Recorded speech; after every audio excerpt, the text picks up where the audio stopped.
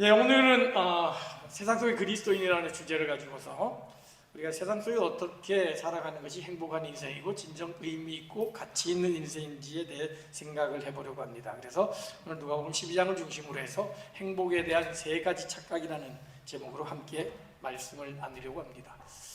아마 여러분들도 한 번쯤은 들어보았고 읽어보았을 만한 베스트셀러가 있죠. 꾸베시의 행복여행이라는 책이 있습니다. 그 책을 보게 되면 프랑스의 의사였던 자신의 경험을 되살려서 거기에 주인공이, 꾸베라는 주인공이 의사로서, 상담가로서 사람들이 어떤 곳에 행복을 느끼는지, 무엇에 두려움과 불행을 느끼는지에 대해서 여행을 다니면서 수많은 사람들을 만나 인터뷰하는 그런 것을 소개한 책이었습니다. 누구나 사람은 관심을 갖는 것이 행복이죠. 그리고 그 행복을 어떻게 찾을까 많은 사람들은 고민합니다. 어떤 사람들은 사람과의 만남을 통해서, 어떤 사람은 건강한 육체를 통해서, 어떤 사람은 물질을 통해서, 명예와 권력을 통해서 행복을 찾으려고 합니다. 안타깝게도 우리나라 사람들이 행복이 찾는 첫 번째 기준이 뭔지 아십니까? 우리나라 사람들은 어디에서 행복을 찾을까요? 뭐가 있으면, 어떻게 하면 행복이라고 느낄까요? 조사에 의하면 우리나라 사람은 돈이 있으면 행복하다고 느낀답니다. 유럽의 여러 나라들, 선진국들은 가족을 통해서 또 건강을 통해서 여가 활동을 통해서 행복을 느낀다라고 조사 결과가 발표되었는데 우리나라의 대부분의 사람들은 돈이 많으면 행복하다라고 그렇게 생각한답니다. 그런 관점에서 본다면 세상에서 제일 행복한 사람 그러면 누가 떠오르죠? 요즘 워렌 버핏이라든지 아니면 테슬라의 주인공이라든지 또 그 이전에 애플의 창시자였던 스티브 잡스 같은 사람이 가장 행복한 사람이라고 할 수 있겠죠. 사실 스티브 잡스는 누구나 우리 젊은이들이 꿈꾸는 그런 동경의 대상입니다. 21세기 변화와 혁신의 아이콘이라고 불려지고 IT 혁명을 일으킨 사람, 그래서 그 거대한 컴퓨터를 내 손안에 놓는, 그래서 지금은 어디에서든지 지하철이든지 도서관이든지 심지어 교회 안에서든지 이용을 하고 저도 그 중에 하나의 작품을 이용해서 살고 있지요. 현대인의 삶을 바꾸는 사람이고 그래서 한때 세계 최고의 부자에 올랐던 사람, 그 사람이 스티브 잡스입니다. 그러면 그 잡스는 행복한 사람이었을까요? 그의 자서전을 통해서 알게 된 새로운 사실들이 많이 알려졌습니다. 그거 죽고 난 뒤에 그의 자서전을 이제 한 사람이 썼는데 그 내용이, 근데 참 재밌게도 그 자서전은 보통 자기의 일생에 관한 내용을 기록하는데 그 자서전은 사실 컴퓨터에 관한 얘기가 대부분입니다. 컴퓨터에 관한 얘기로 쫙 채워져 있고 마지막 뒷부분에 가서 자기의 일생에 대한 이야기들을 하고 있는데 이 사람은 미혼모의 아이를 태어나가지고 입양이 되었습니다.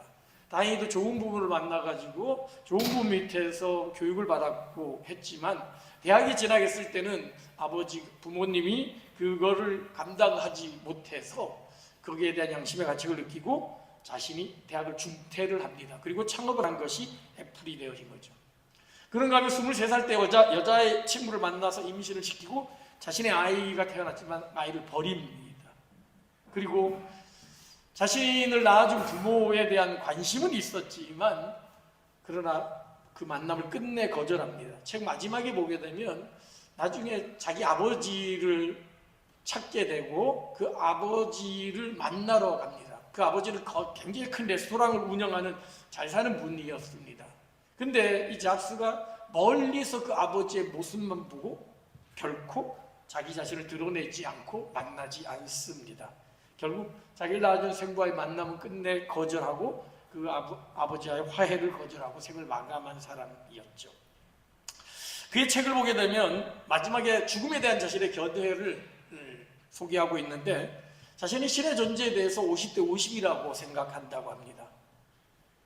그러면서 인생은 눈에 보이는 것 이상의 뭔가가 있는 것은 분명하다. 내가 알지 못하고 내가 보지 못하는 무언가가 우리의 인생에 영향을 미친다라고 하면서도 신의 존재를 믿기보다는 그냥 현재 보이는 삶에 집중하며 살았죠. 그리고 인생은 마치 저런 스위치와 같아서 딸깍하고 끄면 그냥 꺼져버리는, 사라져버리는 존재가 바로 인간이다라고 그렇게 생각을 했고, 그래서 자신이 만든 애플 기기에 스위치를 넣는 것을 그렇게 싫어했다고 그럽니다. 그냥 보통 저런 버튼 다 기본으로 있는데 애플만큼 그걸 넣는 것을 극도로 싫어했다는 거죠. 그도 역시 죽음을 두려워하는 평범한 인간이라는 사실을 알 수 있습니다. 스티브 잡스는 분명 성공한 사업가였죠. 모든 사람들이 울어볼 만한 그런 위치에 있는 사람이었습니다. 그러나 그의 성공이 행복을 의미하지는 않았습니다. 성공한 사람이라고 해서 모두가 행복한 사람은 아니라는 거죠. 세계의 최고의 부자라 할지라도 행복한 사람은 아니라는 것이죠. 오늘 본문은 또 다른 성공한 부자의 이야기를 들려줍니다. 이 사람 역시 스티브 잡스 못지않은 부와 명성을 가진 사람이었습니다. 열심히 일했고 최선을 다했고 엄청난 부를 얻게 되었고 주체할 수 없는 재산으로 인하여서 그 재산 관리를 어떻게 해야 될지에 대해서 나름 준비했던 소위 말하는 재테크를 잘하는 사람이었습니다. 그리고 그는 그러한 물질이 자신에게 행복을 가져다 줄 걸로 생각했습니다. 본문의 19절의 말씀을 제가 메시지 성경으로 읽어드립니다. 잘했다. 너는 크게 성공했으니 이제 은퇴해도 좋다. 편안히 내 인생을 즐겨라. 참 잘 살았구나. 나는 행복한 인생을 살았다. 이제는 내가 가진 재산을 가지고 잘 먹고 잘 쉬고 잘 즐기면 된다라고 그렇게 생각을 했던 거죠. 그런데 이 부자를 향해 하나님은 이렇게 평가하십니다. 20절의 말씀을 제가 세 번역으로 읽어드립니다. 어리석은 사람아, 오늘 밤에 내 영혼을 내게서 도로 찾을 것이다. 그러면 내가 장만한 것들이 누구의 것이 되겠냐? 본인 스스로는 성공한 사람이요, 행복한 사람이라고 생각했고 이제는 먹고 마시고 즐기는 것만 남을 것이라고 생각했는데 하나님 그를 향하여 어리석은 사람이라고 평가합니다. 스스로 똑똑하고 성공한 인생을 살았다라고 자부했지만 하나님의 평가는 냉혹했던 거죠. 그는 실패한 사람이요, 불행한 사람이라는 것이죠. 그 스스로 성공한 인생이라고 행복한 인생이라고 착각했지만 그러나 그 인생은 불행이요, 결국은 하나님의 냉혹한 심판을 면할 수 없는 삶이 되고 말았던 것이죠. 물론 착각에도 다양한 종류의 착각이 있습니다. 긍정적인 착각이 있죠. 그 착각 때문에 잘 사는 사람도 있습니다. 이런 유머가 있습니다. 어떤 남편이 TV를 보다가 아내한테 이렇게 얘기합니다. 당신 결혼하기 전에 무려 선을 49번이나 봤다며? 그러니, 그랬지요. 그래서 남편이 웃으면서 이야기합니다. 야, 그러면 내가 그 수많은 48명의 남자를 제끼고 내가 선택되었으니 정말 나는 행복한 사람이네? 이렇게 대답했습니다. 그때 아내가 대수롭지 않게 이렇게 대답합니다. 그거야, 내가 만난 49명 중 나랑 결혼하기 원하는 사람은 당신밖에 없었으니까 그래서 당신이랑 결혼한 거야. 이 남자는 아마 그 아내의 대답을 듣기 전까지는 행복한 착각에 살았을 것입니다. 자기는 49명보다도 훨씬 더 뛰어난 자신이라고 생각하며 살았겠죠. 이건 행복한 착각이죠. 근데 비극적인 착각이 있습니다. 불행한 착각이 있습니다. 이거는 생과 사를 가르는 착각이요, 천국과 지옥을 결정하는 착각입니다. 이런 착각은 절대 해서는 안 되죠. 예수님이 이런 착각에 대해서 강력하게 경고하십니다. 마태복음 7장을 보게 되면 자신은 누구보다도 열심히 그리스도인이었고 하나님의 축복을 받은 사람이라고 하는 사람에 대해서 예수님은 이렇게 말씀하십니다. 그날에 많은 사람이 나에게 와 말하기를 주님, 우리가 주님의 이름으로 예언도 하고 주님의 이름으로 귀신도 쫓아내고 또 주님의 이름으로 많은 기적을 행하지 아니하였습니까? 할 것이다. 그때 내가 그들에게 분명히 말할 것이다. 나는 너희를 도무지 알지 못한다. 불법을 행하는 자들아, 내게서 물러가라. 이걸 오늘날로 말하면 이렇습니다. 주님, 내가 주님의 이름으로 교회 봉사도 하고요, 주님의 이름으로 열심히 헌신도 했고요, 주님의 이름으로 찬양대도 하고 교사도 하고 운영위원도 하고 열심히 헌금도 하고 주일성수도 했습니다. 주님의 이름으로 엄청난 기적도 했고 주님의 이름으로 방언도 했습니다. 정말 저 착하지 않나요? 정말 주님이 쓰시는 신실한 일꾼 아닙니까? 근데 그런 사람에게, 그런 저에게 주님의 이름으로 설교를 했는데 주님께서 내가 너희 도무지 모르겠는데 이 불법을 행하는 자들아, 내게서 떠나가라. 너가 주님의 이름으로 한다는 수많은 일들이 사실은 너의 만족과 유익을 위한 것이고 너의 개인적인 이익을 취득하기 위해, 명예를 위해서, 너의 안위를 얻기 위해서 한 것이 아니냐라는 주님의 냉엄한 심판이었던 것이죠. 안타깝게도 오늘 본문의 부자가 그런 착각에 빠지고 말았습니다. 그는 열심히 일했습니다. 그래서 성공을 거뒀습니다. 그리고 이것이 행복인 줄로 알았습니다. 그러나 그 결과는 어리석은 사람이라는 평가였고, 그 결과 지옥으로 갈 수밖에 없는 처참한 인생이 되고 말았던 거죠. 그렇다면 그가 착각한 것이 무엇일까요? 그가 착각한 세 가지가 있습니다. 첫 번째, 그는 물질이 자신에게 행복을 가져다 준다고 착각했습니다. 많이 쌓아두면 성공한 인생이라고 생각했습니다. 그는 그 당시에 그 누구보다도 부와 명성을 가진 사람이었죠. 열심히 일했고 최선을 다했고 엄청난 부를 거뒀습니다. 그리고 그 재산을 어떻게 관리해야 될지도 아주 잘 알고 있는 지혜로운 사람이었습니다. 본문 16절입니다. 한 부자가 그 밭에 소출이 풍성하며 그랬습니다. 엄청난 소득을 거둔 겁니다. 우리로 말한다면 SK가 요즘 보너스로 1000% 준다 이런 얘기도 하던데, 1000%가 아니라 10,000%, 1,000,000%를 얻었습니다. 얼마나 많았느냐, 곳간에 쌓아둘 수 없을 정도였습니다. 너무 많아가지고 도대체 내가 있는 곳간을 쌓을 수 없어 어떻게 합니까? 내 곳간을 헐고 더 크게 짓고 내 모든 곡식과 물건을 거기 쌓아둡니다. 이것들을 잘 관리하기 위해서는 기존의 곳간은 안 되니까 이걸 분산해서 더 건물을 크게 짓고 또 이쪽 넣고 저쪽에 넣는다. 오늘날로 말한다면, 야, 내가 너무 돈이 많으니까 항로도 주식에 투자하고 하나는 증권에 투자하고 은행에도 넣어놓고 부동산에도 투자해야지. 아니 개인에게 누구에게 주고 자손들에게 상속해놓고 해야지. 그런 식으로 자기의 물질을 관리할 줄 아는 사람입니다. 최선을 성공을 했을 뿐만 아니라 자신의 미래에 대해서도 지혜롭게 계획한 사람입니다. 성경은 이 사람이 이 재물을 모으는데 부정한 방법으로 모았다거나 아니면 남에게 해를 끼쳤다거나 뇌물을 줬다거나 이런 이야기가 전혀 기록되어 있지 않습니다. 그냥 오늘 우리처럼 성실하게 최선을 다해 열심을 다해서 돈을 벌었을 겁니다. 한국인으로 말하면 투잡, 쓰리잡 뛰어가면서 야근수당, 과외수당까지 다 받아가면서 최선을 다해 열심히 일했을 것입니다. 왜 그렇게 일했을까요? 그렇게 일해서 모은 재물이 자신에게 행복을 가져다 줄 걸로 착각했기 때문입니다. 많이 쌓아두면 행복한 줄로 알았던 것이죠. 그래서 그는 평생 열심히 일했고 그 결과 엄청난 소득을 올렸습니다. 소위 말하는 일벌레가 되어 소득을 거둔 거죠. 그리고 이제 그 모은 것 가지고 잘 관리만 하면 평안한 여생을, 행복한 여생을 보낼 것이라고 착각했던 것입니다. 물질이 행복을 가져다 줄 것으로 착각한 거죠. 오늘 많은 현대인들이 이런 착각에 빠져 살아갑니다. 물질을 쌓아두면 행복합니다. 돈이 어느 정도 있어야 넉넉하게 여유롭게 살아갈 수 있을 것이라고 생각합니다.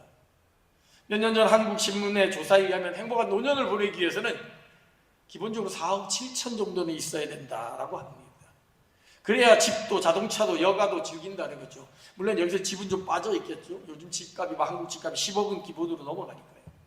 그렇게 집도 갖고 그래서 차도 굴리면서 또 이자 가지고도 한 달에 1,000만 원 쓰면서 사는 것, 그것이 행복한 인생이다라고 그렇게 생각한다는 거죠. 그러나 그 물질이 과연 그 사람의 행복을 보장할 수 있을까요? 이런 유머 한번 들어봤을 겁니다. 거지 아빠와 아들이 있죠. 어느 부잣집으로 동냥하러 갔는데 마치 그 부잣집이 불타고 있었습니다. 그 부자는 안절부절하면서 내 재산, 내 집, 우리 아이는 무사한가 봐 벌벌 떨면서 울고 사이렌 울리면서 소방차 오고 난리가 났습니다. 그 모습을 지켜보면서 아들이 아빠한테 이야기합니다. 아빠, 우린 불탈 집이 없으니까 참 좋네요.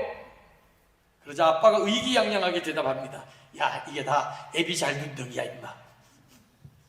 예, 그렇습니다. 불탈 집이 없으니까 행복하지요. 사라질 게 없으니까 오히려 마음 편안합니다. 가진 거 있으면, 여행할 때도 가진 거 있으면 불안하죠. 특히 한국인들은 현금 많이 들고 다닌다는 소문이 돌아가지고 어디 가든지 늘 저도 양발 속에 집어넣어놓고 속주머니 마다에 만들어놓고 또 이렇게 돈 넣어놓고 했던 기억들이 있는데, 있으면 불안합니다. 차라리 없는 것이 편안하죠. 두 다리 뻗고 잘 수 있기 때문입니다. 그럼에도 불구하고 사람들은 끊임없이 더 많은 물질을 원합니다. 쌓아두기를 원하죠. 하나님 우리에게 일용할 양식으로 만족하라라고 이야기하지만, 내일 일이 염려하고 오늘로 족하면서 살아가라라고 이야기하지만, 우리는 늘 불안과 두려움과 염려 가운데 살아갑니다. 또 그것은 결국 더 많이 가지려는 탐욕으로, 탐심으로 바뀌게 되죠. 그래서 오늘 본문에서 예수님은 이렇게 말씀하십니다. 삶과 모든 탐심을 물리쳐라. 사람의 생명이 그 소유에 넉넉한 데 있지 아니하니라.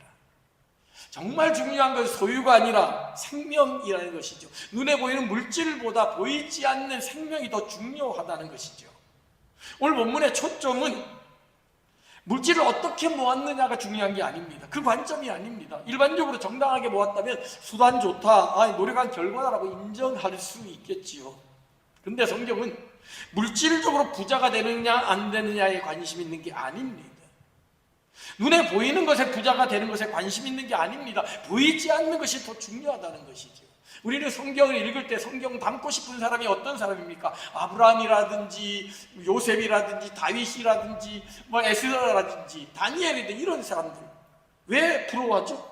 총리가 되니까, 왕이 되니까, 부자가 되니까.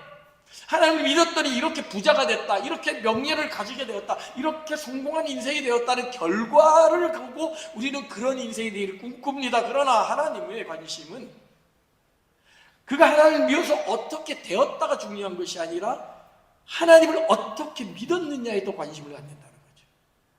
다윗이 그 빈들에 있을 때도 하나님을 신뢰하며 하나님을 따랐던 모습들, 아브라함이 갈 바를 알지 못하고 가면서도 하나님을 원망하지 아니하고 그 길을 묵묵히 걸어갔던 것들, 다니엘과 사드락과 메삭과 아벤느고가 사자굴에 갇히고 풀무불에 갇혔을 때도 하나님을 부인하지 아니하고 하나님의 뜻을 이루려고 노력했던 그 모습에 관심을 갖고 있고, 결국 그 결과가 총리가 되고 왕비가 되고 왕이 되고 부자가 되는 결과가 되어졌다는 거죠. 하나님은 우리가 얼마나 부자가 되는지, 스티브 잡스처럼 엄청난 부를 거두든지, 아니면 대학교 총장이라든지 대통령 같은 어떤 높은 지위에 오르다든지, 그거에 대해 관심 있는 게 아닙니다. 그 전에 우리의 삶이 얼마나 하나님 앞에 올바르고 살고 있는지, 직장에서 얼마나 충실하게, 하나님의 사람답게 얼마나 정직하게 열심히 신실하게 살아가고 있는지, 학교에서 얼마나 최선을 다해 하나님의 지혜를 드러내기 위해서 애쓰고 노력하는지에 관심을 가지고 보시고, 그리고 그러할 때 필요하다면 하나님이 총장으로 세워주시기도 하고 회사 사장으로 올리시기도 하고 국회의원, 대통령으로 올려주시기도 한다는 거죠. 중요한 것은 소유의 넉넉함, 물질의 풍성함, 눈에 보이는 것이 아니라는 것이죠. 보이지 않는 것들이 더 중요하고 그것에 더 관심을 가져야 된다는 거죠. 안타깝게도 어리석은 부자는 눈에 보이는 것이 전부인 줄로 알았습니다. 지금 사는 이곳이 영원한 것인 줄로 알았던 거죠. 그러니까 현실에 집착하게 됩니다. 소유에 집착하게 됩니다. 눈에 보이는 것을 붙들게 됩니다. 그리고 그것으로 비교하고 그것으로 집착하고 그것으로 더 많이 가지려는 탐욕에 빠지게 된 거죠. 그래서 예수님은 이 비유를 말씀하신 뒤에 제자들에게 이렇게 말씀하십니다. 그러므로 내가 너희에게 이르노니 너희 목숨을 위하여 무엇을 먹을까, 몸을 위하여 무엇을 입을까 염려하지 말라. 목숨이 음식보다 중하고 몸이 의복보다 중하니라. 더 중요한 것을 붙들라는 것이죠. 소유를 버려라는 얘기가 아닙니다. 그걸로 염려하지 말라는 것이에요. 걱정하지 말라는 것이에요. 더 중요한 것들을 붙들고 사는 것이 중요하다는 것이죠. 안타깝게도 부자는 더 많이 쌓아두면, 눈에 보이는 물질이 있으면 행복한 걸로 착각했던 거죠. 그리고 그런 착각은 또 다른 착각으로 이어지게 됩니다. 부자의 최종적인 목적은 쉬고 먹고 마시는 것이었습니다. 그렇게 사는 것이 행복한 인생이라고 착각했죠. 그는 스스로 고백합니다. 내가 내 영혼에게 이르되 영혼아, 여러 해 물건을 많이 쌓아뒀으니 평안히 쉬고 먹고 마시고 즐거워하자. 여러분의 꿈도 이게 아닙니까? 좀 더 많이 벌어서 은퇴해가지고 이제는 돈 걱정 없이 쉬고 먹고 마시며 즐기고 여행도 좀 가고 좋은 거 맛집도 찾아가고 하는 게 여러분의 인생의 최종 목적은 혹시 아닌지요? 메시지 성경은 이 부분을 이렇게 번역했습니다. 잘했다, 너는 성공했으니, 크게 성공했으니 이제 은퇴해도 좋다. 편안히 네 인생을 즐겨라. 충분히 성공했고 충분히 재산 모았으니 이제 뭐하는 거 열심히 쓰면서 열심히 살아가는 거, 네 인생 즐기는 거, 그게 행복이다라고 그렇게 생각했던 것이죠.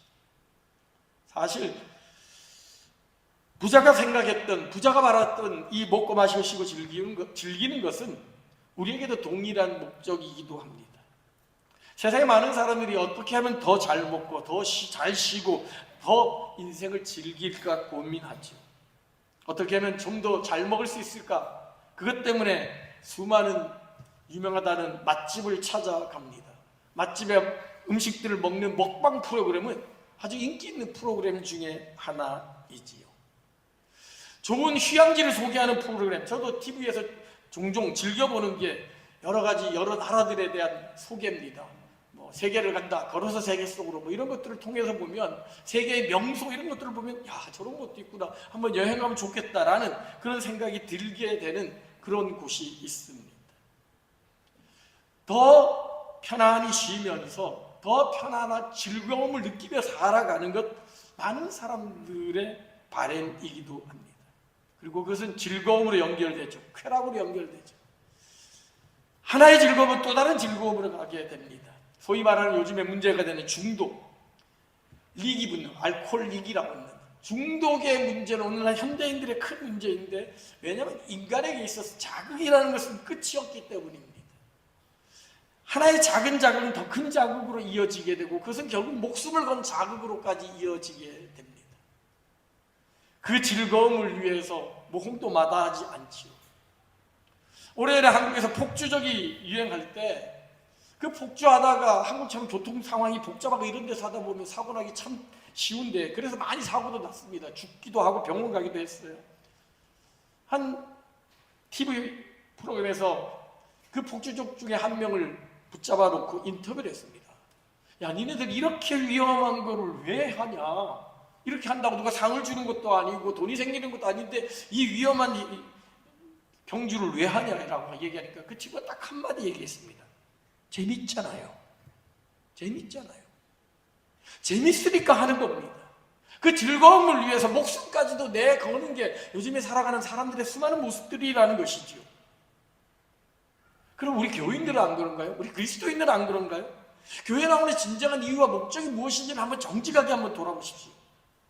내가 교회 나오는 이유, 내가 예배를 드리는 이유가 과연 무엇인가?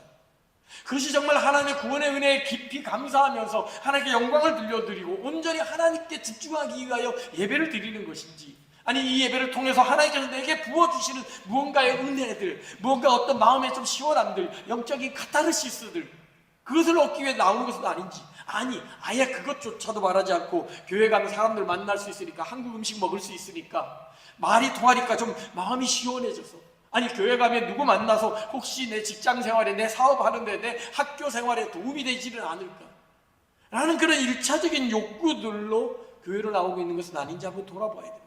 특별히 우리 같은 한인교회는 한인들 만나기 힘드니까 한인들의 교제권으로 모여서 하는 것, 오는 것, 그런 사람들이 많이 있죠. 물론 그것도 필요하겠죠. 그러나 그것이 예배드리는, 교회 다니는 목적의 전부라면 우리 역시 어리석은 부자와 별반 다를 바 없다는 사실을 우리는 기억해야 합니다. 부자는 그의 삶의 목적이 쉬고 먹고 마시고 즐기는 것이었습니다. 그리고 그렇게 쉬고 먹고 마시고 즐기면 그것이 행복한 인생인 줄 알았고, 그런 쉬고 먹고 마시는 것을 자신의 소유에서 나올 줄 알았습니다. 야, 내가 충분히 모았구나, 충분히 부자가 됐구나, 이제는 먹고 마시고 쉬는 것이고 그것이 내 인생의 행복이다라고 착각했던 것이죠. 그러나 주님은 그 부자를 향하여 어리석다라고 말하면서 우리에게 경고합니다. 너희 목숨을 위하여 무엇을 먹을까? 몸을 위하여 무엇을 입을까? 염려하지 말라는 거죠. 즉 우리의 삶의 목적은 뭘 먹고 마시는 것이 아니라 하나님의 나라 의를 구하는 것이라는 것이죠. 보이지 않는 것을 구하는 것이죠. 31절입니다. 다만 너희는 그의 나라를 구하라. 그리하면 이런 것들을 너희에게 더하시리라. 하나님의 나라 의를 구할 때, 하나님의 나라를 구할 때 하나님이 다윗을 왕으로 세워주시기도 하고, 아브라함을 거대한 부자로 만들어 주시기도 하고, 다니엘을 이방 나라의 총리로 만들어 주시기까지 하신다는 것이죠. 먼저 그의 나라와 그의 의를 구할 때 이 모든 것들을 너에게 더하시는 것이 우리가 믿고 의지하는 하나님이라는 사실을 우리는 기억해야 합니다. 결정적으로 부자가 착각한 것이 있습니다. 그는 자기만 만족하면 행복할 거라고 착각했습니다. 나만 잘 먹고 잘 마시고 즐기면 행복한 줄로 알았습니다. 그에게 있어서는 오직 자신밖에 없었습니다. 수많은 재산을 모았고 수많은 물질을 모은 성공한 사업가였지만 그의 관심은 오직 자기 자신밖에 없었습니다. 본문의 부자는 이렇게 고백하죠. 17절입니다. 신중에 생각하여 가로되 내가 곡식을 쌓아둘 곳이 없으니 어찌할꼬 하고, 또 가로되 내가 이렇게 하리라. 내 곡간을 헐고 더 크게 짓고 내 모든 곡식과 물건을 거기 쌓아두리라. 또 내가 내 영혼에게 이르되 영혼아, 내 여러 해 쓸 물건을 많이 쌓아두으니 평안히 먹고 쉬고 마시고 즐거워하자 하리라. 이 고백에는 나라는 단어가 한글 성경으로 6번이 나오지만 원어적으로는 12번이 나옵니다. 내가 내 곡식 쌓아두고 내가 이렇게 할 것이가, 내가 내 곡간을 헐고 내 모든 곡식과 내 물건 쌓아두고 내가 내 영혼에 이르되 내 영혼아 여러 해 쓸 내 물건을 쌓아둔다. 나밖에 없습니다. 모든 기준이 자기였습니다. 다른 사람의 삶에는 관심이 없었습니다. 오직 자기만을 위한 삶이었습니다. 사실 부자는 오늘날의 관점에서 본다면 매우 합리적인 사람입니다. 상당한 재산을 가지고 있었고 그 재산을 어떻게 관리해야 될지, 잘 굴릴 수 있어야 될지 아는 재테크를 잘하는 사람이었죠. 재산 증식에 대해서 고민을 했었고, 그리고 이것을 통해서 앞으로 자신의 인생을 어떻게 살아가야 될지 내 미래에 대한 계획도 세워놓은 나름대로 노하우를 가지고 있는 사람이었습니다. 그러나 이 모든 것은 내가 계획하는 것이고 나를 위한 것이고 내 것에만 관심이 있었습니다. 그 어디에도 이웃이랑 하나님이 등장하지 않습니다. 심지어 가족도 등장하지 않습니다. 철저히 자기 중심적인 사람입니다. 사실 오늘 현대사회에서 성공한 인생을 살려면 이런 인생을 살아갈 수밖에 없다라고 우리를 유혹합니다. 야, 다른 사람 생각에서 언제 성공하고 언제 출세하냐, 남들 보기에 네 거부터 챙겨야 된다라는 그런 사고들이 우리를 짓누르고 있습니다. 그렇게 해서 내 것을 챙기다 보면 결국 탐욕으로 쌓이게 되고 내 것 챙기다가 다른 사람을 해치는 것까지도 서슴지 않는 일들이 벌어지게 되는 거죠. 오늘 예수님은 이 말씀을 통하여서 우리에게 들려주는 중요한 교훈이 있습니다. 내 것이 많은 게 중요한 것이 아니라 그것을 누구를 위해 모았냐가 중요하다는 거죠. 모으는 것이 중요한 것이 아니라 왜 모았느냐가 중요하다는 것이죠. 사람들은 모으는 데만 관심이 있습니다. 와, 누가 얼마의 부자래, 그 주식이 얼마가 됐더래, 부동산이 얼마가 됐더래 라는 그것에 관심을 갖지만 예수님은 그거 모아서 뭐 하려고, 그 재산 가지고 뭐 하려고, 그 높은 지위 가지고 무엇 하려고 하는, 왜 모았는지, 모아서 무엇에 쓰는지에 대해서 더 관심을 가지고 있다는 것이죠. 그래서 예수님은 오늘 지휘를 통해 이렇게 말합니다. 자기를 위하여 재물을 쌓아두고 하나님께 대하여 부여치 못한 자가 이와 같으니라. 자신에 대해서는 부자인지 모르지만 하나님께 부여하지 못한 자는 결국 비참한 결말을 맞게 될 것이라고 경고하는 것입니다. 이 땅에서는 그 부유한 물질로 잘 먹고 잘 살았는지는 모르지만 결국 하나님 앞에서는 준엄한 심판대에 서게 될 것이라는 경고라는 것이죠. 하나님께 부유하다는 것은 우리에게 주어진 모든 것들을 먼저 내 자신이 기쁘게 받아들이고 그리고 그것을 가지고 다른 사람을 위하여, 하나님을 위하여 사용하는 것을 의미합니다.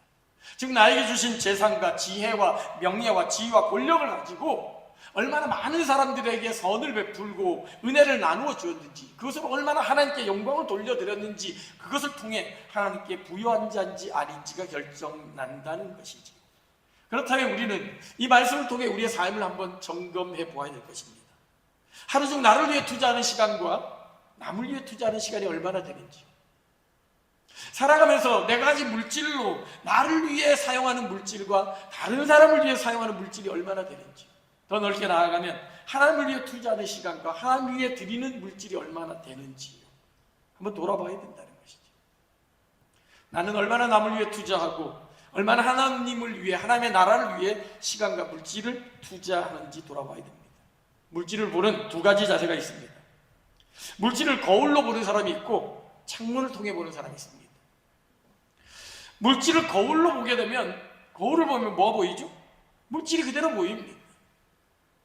그러면 그 물질에 보면 내가 땀 흘리고 수고하고 밤새서 프로젝트 진행하고 코피 흘리면서 공부했던 모든 것들이 보입니다. 내가 어떻게 투자를 했고 어떻게 노력했고 어떻게 이랬는지 그게 그대로 다 보이죠. 그러면 그 물질은 절대 포기할 수가 없습니다. 내가 이거 모으려고 얼마나 노력했는데, 내가 이 지위에 오르기까지 얼마나 피땀 흘려 고생했는데, 그러니 더 움켜쥐게 됩니다. 더 붙들게 됩니다. 나를 위해 사용하게 됩니다. 다른 사람은 안중에도 없습니다. 그러나 물질을 창문이라고 생각하고 창문을 통해 보면 뭐가 보이죠? 그 물질을 통해 바깥 세상이 보입니다. 창문을 통해 밖을 보듯이 물질을 통해 밖을 보는 겁니다. 그러면 그 물질이 어디서 왔는지 보입니다. 이 물질이, 내가 이 물질을 얻기 위해서 이런 사람이 나를 도와줬고, 이 회사가 나에게 이런 기회를 줬었고, 이런 은혜를 나한테 줬구나. 하나님은 이런 기회를 주셔가지고 하셨구나. 물질을 창문이라고 볼 때 그 물질이 어디서 온지가 보입니다. 부모로부터, 친구로부터, 직장 동료로부터, 이웃으로부터, 존경하는 선배로부터, 선후배로부터, 그리고 무엇보다도 하나님으로부터 온 것이라는 거 보이는 거예요. 그럼 이걸 함부로 쓸 수가 없죠. 한때 세계 최고의 부자로 불렸던 빌 게이츠가 그런 얘기합니다. 당신이 어떻게 이렇게 세계 최고의 부자가 됐습니까? 참 잡스에 비하면 이 빌 게이츠는 그나마 굉장히 윤리적으로 도덕적으로 깨끗한 사람인데, 그때 그 빌 게이츠가 그렇게 고백합니다. 저는 단지 조금 운이 좋았을 뿐입니다. 좋은 부모님 만났고, 좋은 친구 만났고, 좋은 시대 환경을 만났기에 제가 이렇게 성공할 수 있었습니다. 이렇게 고백했고, 그래서 그는 빌 게이츠 재단을 세우고 워렌 버핏과 함께 자신의 재산을 전부 다 상속하지 않고 99%를 다 사회에 환원하기로 결정을 했던 것도 바로 물질을 창문으로 봤기 때문입니다. 그렇습니다. 내가 가진 물질을 창문으로 볼 때 그것이 내 것이 아니라는 것을 압니다. 내가 지금 누리고 있는 이 모든 것들이 당연한 것 아니라는 걸 압니다. 다른 사람의 도움이 하나님의 은혜라는 사실을 깨닫기에 기쁨으로, 감사함으로 하나님께 드릴 수 있을 것이고, 다른 사람을 위해서 베풀 수 있게 되는 것입니다. 말씀을 마무리합니다. 신앙생활 하면서도 우리도 어리석은 부자와 같은 삶을 살 수 있습니다. 하나님 믿는다라고 하지만 쌓아두기에 급급한 그런 인생을 살아갈 수 있습니다. 어떻게 하면 더 많이 걷고, 어떻게 하면 더 풍성한 소출을 걷고, 그것을 어떻게 하면 더 잘 관리해서 쉬고 먹고 마시는 거에 급급한 그런 인생을 살아가는 사람이 될 수도 있습니다. 하나님보다, 이웃보다 나 자신만을 위해 살아가는 사람이죠. 이런 사람들은 하나님을 이용하는 사람이죠. 자신의 행복을 위해 이용하죠. 나는 혹시 무늬만 신앙인인지, 혹시 어리석은 부자의 또 다른 모습이 내 모습 가운데 나타난 것은 아닌지 한번 돌아보아야 합니다. 어떻게 우리가 이런 어리석은 부자의 삶을 피하고 하나님이 보시기에 아름다운 진정한 행복한 삶을 살아갈 수 있을까요? 여러 가지 진리들이 성경에 나타나 있는데, 특별히 하나님의 물질에 관하여서 말합니다. 예수님께서도 돈에 대해서 가장 많이 말씀하셨습니다. 성경을 보게 되면 11조가 나오는데, 11조에 대한 여러 가지 논쟁이 있지만 이것이 우리의 삶의 기준을 정하는 데 중요한 원칙이 될 수 있습니다. 11조가 세 종류가 있다는 걸 아십니까? 첫 번째 11조는 레위인을 위한 11조입니다. 레위 지파는 땅을 가지지 않는, 제사를 가지지 않는 사람이죠. 그래서 9명의 사람이 11조로 해서 10분의 1을 그 사람에게 주는 거죠. 그렇다면 10명이 한 사람을 책임진다는 것입니다. 즉, 이 원리는 우리가 살아가는 데 있어서 우리 주변에 가난하고 굶주린 사람들 한 사람을 책임질 수 있는 공동체가 되어야 된다는 것이죠. 그래서 제가 방문한 공동체 중에 어떤 교회는 직업이 없거나 경제적 생활을 하지 못하는 사람을 위해서 모든 성도가 그 사람을 위해서 11조를 합니다. 그래서 그 사람이 직장을 가질 때까지, 어느 정도의 재산이 있을 때까지 자신의 소득의 11조를 그 사람에게 주는 그런 교회도 본 적이 있습니다. 이게 레위인을 위한 11조입니다. 또 다른 11조가 있습니다. 이게 절기 때마다 드리는 11조입니다. 절기의 비용으로 사용하는 거죠. 우리로 말한다면 오늘날에 적용을 하면 교회 운영을 위해서, 교회가 운영될 수 있는 자금들을 얘기합니다.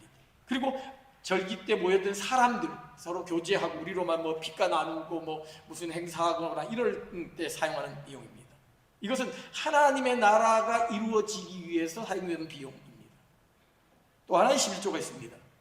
이것은 3년에 한 번씩 하는 11조인데 이웃을 돕는 11조입니다. 고아나 과부나 가난한 사람들을 위해서 3년에 한 번씩은 11조를 해서 그 사람에게 주라고 합니다. 이걸 단순히 숫자적으로 계산하면 소득의 23%가 됩니다.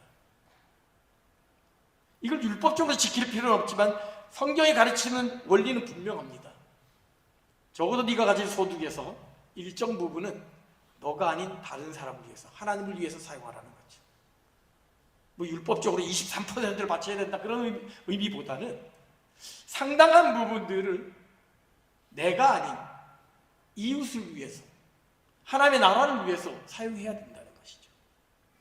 실제로 우리가 살아가는 소득을 한번 살펴보시면 나와 내 가족을 위하지 아니하고 정말 이웃을 위해서 구제하고 하나님 나라를 위해서 헌금하고 선교를 위해서 쓰는 게, 선교와 구제를 위해서 쓰는 게 얼마나 되는지 한번 돌아보시죠. 만약에 그것이 10% 되지 못하고 1%도 되지 못한다면 우리는 어리석은 부자와 같은 삶을 살아가고 있는 건 아닌지 한번 돌아봐야 됩니다. 시편 기자는 이렇게 고백합니다. 여호와는 나의 목자시니 내가 부족함이 없으리로다. 어떻게 우리가 부족함 없는 인생을 살아갈 수 있을까요? 여호와가 나의 목자라는 사실을 믿음으로 고백할 때 가능합니다. 여호와가 나의 목자의 이 시기에 나의 먹을 걸 주고 마시는 물을 주고 안전한 길로 인도하기 때문에 내가 부족함이 없는 것이 아니라 나의 목자라는 그 사실 하나만으로 나는 만족할 수 있다는 것이죠. 진정한 만족, 진정한 행복은 하나님이 나의 목자예요, 하나님이 나의 아버지라는 사실을 믿는 것, 하나님과 언제나 관계에서 주어지는 것이지, 그 하나님이 나에게 주는 어떤 물질과 시간과 건강과 정성과 환경, 이 모든 것들로 인한 것이 아니라는 것이죠. being, 하나님과 나의 관계, 존재가 분명하다면 doing, 하나님 나에게 주신 모든 것들은 저절로 따라올 것이라고 성경은 약속하고 있습니다. 오늘 우리는 이 어리석은 부자의 비유를 통해, 이 부자의 착각을 통해 우리가 진정 추구해야 될 것이 무엇인지를 깨닫기를 원합니다.